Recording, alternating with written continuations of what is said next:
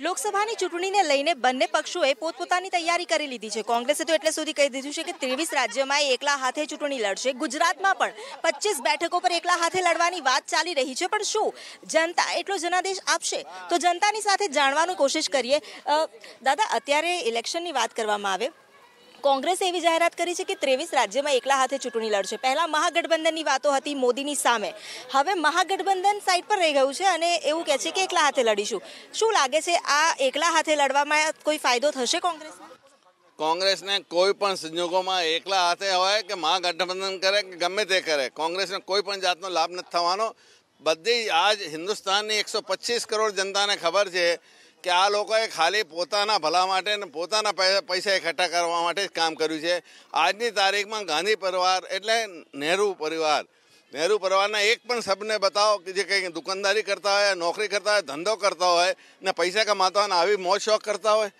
એટલે જનતાને ભારતીય જનતા પાર્ટી પ્રત્યે ઘણી લાગણી છે ને મોદીનું જે કામ છે છેલ્લા પોણા 5 વર્ષનું એટલું બધું સરસ છે કે દરેક પબ્લિક મોદી જ કરે છે ને ગામડામાં હોય કે શહેરોમાં હોય બધાને એમની સ્કીમોથી બહુ લાભ થયા છે। થોડા બધા રહ્યા હશે, કોઈ એવા બી હશે, એવા બી મળશે જે નારાજગી વ્યક્ત કરશે, પણ આમ બધું જોવા જાવ સમગ્ર રૂપે તો મોદીનું કામ બહુ સરસ થયું છે। એટલે આપનું શું માનવું છે, મહાગઠબંધન કે કોંગ્રેસ એકલું કોઈ પણ ફાયદો જનતા સ્વીકારશે? મહાગઠબંધન કરશે તો પણ જનતા નથી સ્વીકારવાની અને કોંગ્રેસ એકલી હશે તો પણ જનતા નથી સ્વીકારવાની। એટલે જનતાને શું છે કે જે કામ કરી શકે એ જ હવે આગળ આવશે, એ જ પક્ષ આગળ આવશે, એટલે બધા ભાજપને જ સ્વીકાર કરશે।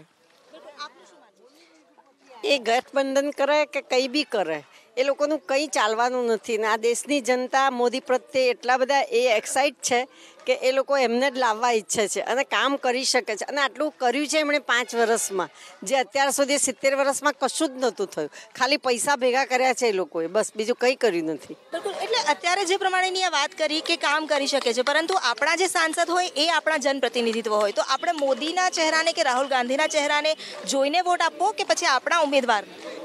આપણા ઉમેદવાર પણ એ મોદીના કહે આપણા ઉમેદવારો પણ કામ કરે જ છે હવે તો, એટલે એ પ્રશ્ન હવે નથી રહ્યો। બધાને એમ જ છે કે મોદીના પક્ષમાં લેવું હોય તો આપણે પણ કામ કરવું જ પડશે અને મોદી એક એવા છે કે પોતે પણ કરે છે અને બીજાની પાસે પણ કામ લઈ શકે છે।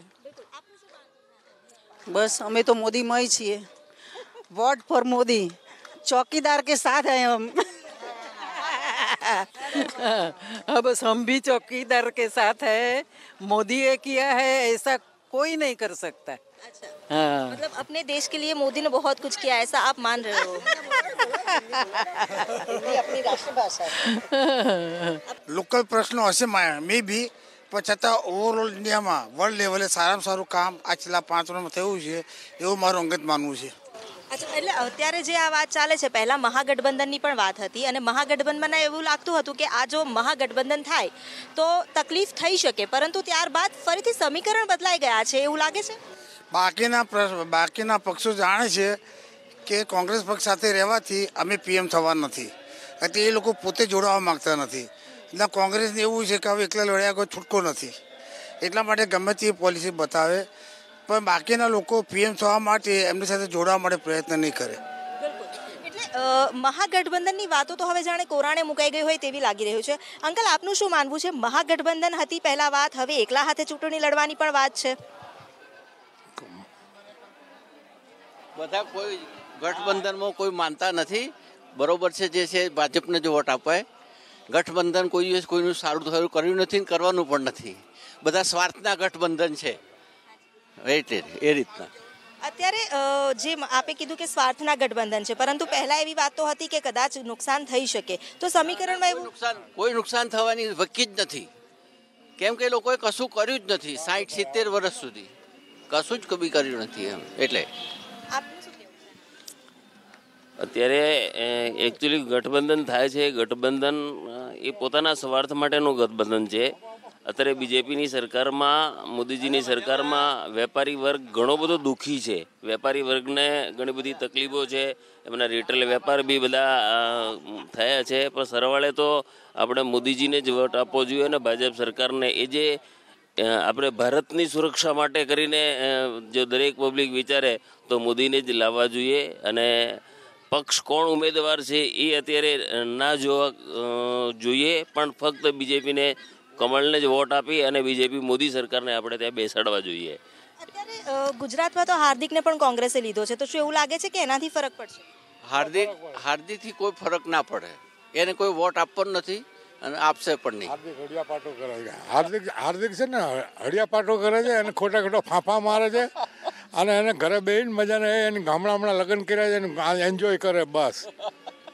અત્યારે હાર્દિક પણ જે પ્રમાણેના નિવેદન આપી રહ્યો છે એક બાદ એક, એ હંમેશા ભાજપની વિરુદ્ધમાં નિવેદન આપે છે, તો શું એના સમર્થકોનો પણ કોઈ, કારણ કે પાટીદાર મતબેંક પણ ઘણું બધું છે. પાટીદાર પોતે એને તિરસ્કાર કર્યો છે, પછી કઈ સવાલ જ છે? પાટીદાર પોતે એને કાઢી મૂક્યો છે, એટલે રહેવાનો જ નથી.